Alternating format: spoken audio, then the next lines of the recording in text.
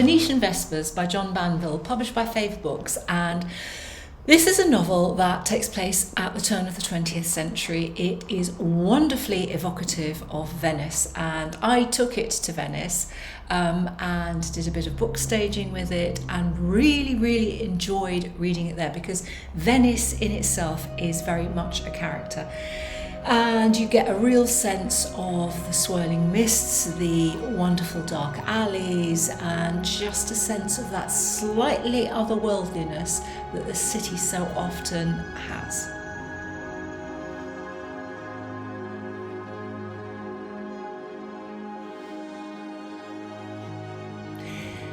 Evelyn Dolmann arrives, it's the turn of the 20th century, and he arrives with his wife Laura, and they have taken lodgings in a rather grand but sort of slightly crumbly palazzo, as you would expect.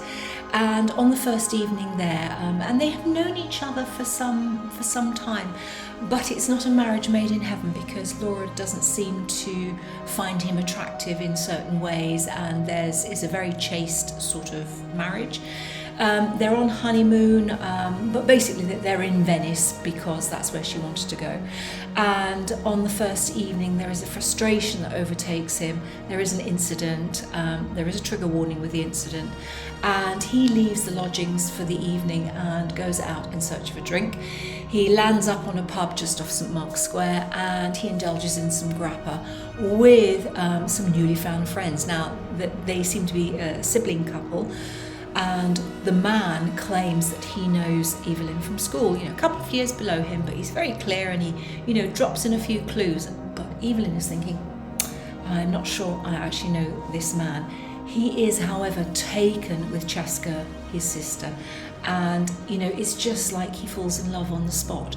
And long story short, these two, brother and sister, are moving into the very same palazzo. Laura seems to have disappeared, and this is the story. The scene is set for a wonderfully kind of visceral, dark, dank story where Venice really is a character in this whole novel.